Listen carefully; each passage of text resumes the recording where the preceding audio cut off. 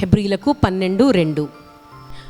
మనము కూడా ప్రతి భారమును సులువుగా చిక్కులుబెట్టు పాపమును విడిచిపెట్టి విశ్వాసమునకు కర్తయు దానిని కొనసాగించు వాడునైన యేసు వైపు చూచుచు మన ఎదుట ఉంచబడిన పందెములు ఓపికతో పరిగెత్తాలి. చూడండి, మూడవది ఏంటంటే పాపమును విడిచి సహనముతో యేసు వైపు మన దృష్టిని ఉంచాలి కదా. ఇక్కడ చెప్తున్నాడు చూడండి, పాపమును సులువుగా చిక్కులు పెట్టు పాపమును విడిచిపెట్టి యేసు వైపు చూచుచు మనం కొనసాగాలి.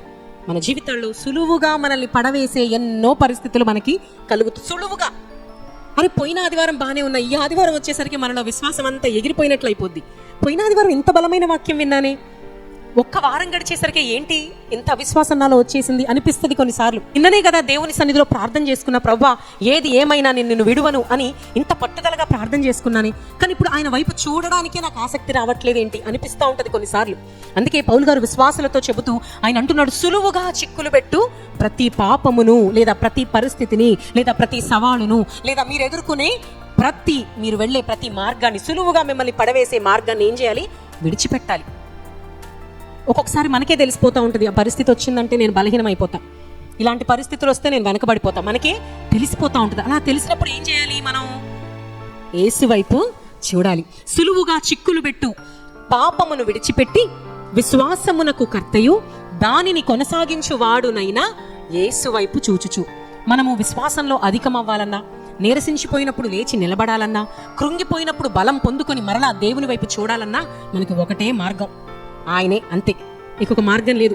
మనుషుల దగ్గరికి వెళ్ళు, వాళ్ళ దగ్గరికి వెళ్ళు, వీళ్ళ దగ్గరికి వెళ్ళు, సలహాల కోసం వెళ్ళు, సూచనల కోసం వెళ్ళు, దేనికోసం వెళ్ళినా ప్రయోజనము లేనే లేదు. మన దృష్టిని ఎవరిపై నిలపాలి?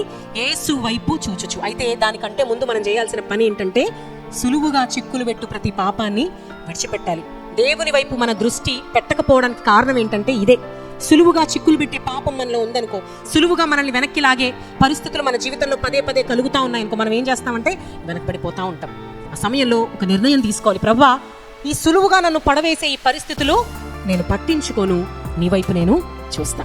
యేసు వైపు చూచుచు ఈ పందెంలో కొనసాగాలి. సులువుగా చిక్కులు పెట్టు ప్రతి పాపాన్ని విడిచిపెట్టి యేసు వైపు మనము చూస్తూ కొనసాగాలి. దేవుని వైపు దృష్టి పెట్టినప్పుడు సులువుగా మనల్ని పడవేసే ప్రతి పరిస్థితి నుంచి ఆయనే మనల్ని విడిపిస్తాడు, ఆయనే మనకి ఆలోచన ఇచ్చి నడిపిస్తాడు.